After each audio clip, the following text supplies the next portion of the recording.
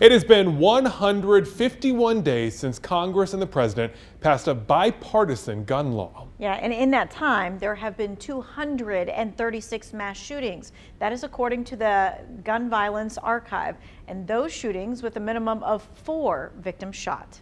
Now, that is actually a decrease from 344 mass shootings in the 151 days before that law was signed. Some experts I talked with today say it's not totally clear that the law is the reason the number of mass shootings is going down. It might have to do more with the time of year and patterns they see with hot and cold weather. But they said the law has probably made some impact, and it's worth looking at what changed because of it. The new law enhances background checks for people younger than 21. For gun seekers 18 to 21, the new law gives more wait time to do a better search of their juvenile crime and mental health records. The law also allocates $750 million for states to establish crisis intervention programs. They're comprised of officers who can respond to mental health issues. Now, the third part of the law sets aside money to encourage states to pass red flag laws. Some call the laws extreme risk protection orders. Others call them red flag laws. What they do in general terms is relatively simple. Police or a family member can ask a judge to order a temporary removal of weapons from someone who presents a danger to him or herself or others. 19 states and the District of Columbia have some form of red flag laws. Look right here, because Colorado is one of those states that has a red flag law.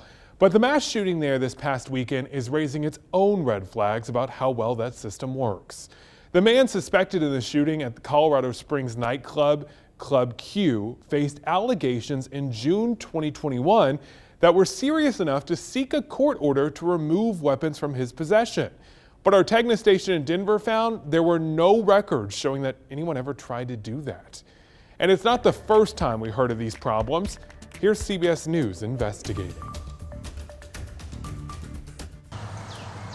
Sheila Hull's son Brandon was troubled, so when he bought himself a gun, she used Indiana's red flag law to alert police. If you're going to red flag anybody, that would be one person to red flag. Police did take her son's gun away, but prosecutors did not pursue a red flag designation that would have prevented him from buying any more firearms.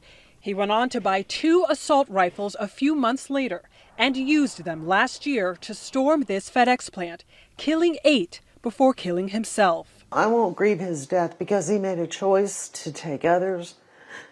So that's on him. I'll grieve for the victims because they did nothing.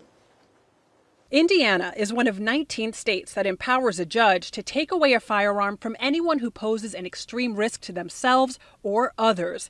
But Hull says a red flag law is only effective when it's enforced. One study shows in Connecticut, for every 10 to 20 firearms removed, a life is saved. And in California, there have been at least 21 cases where a red flag law disarmed someone threatening a mass shooting. Red flag laws reduce the risk of gun violence. It may not work 100% of the time, but if you can save even some proportion of those lives, that's had a real impact. In Indiana, Brandon Hull didn't even have to be deemed mentally ill to be red flagged.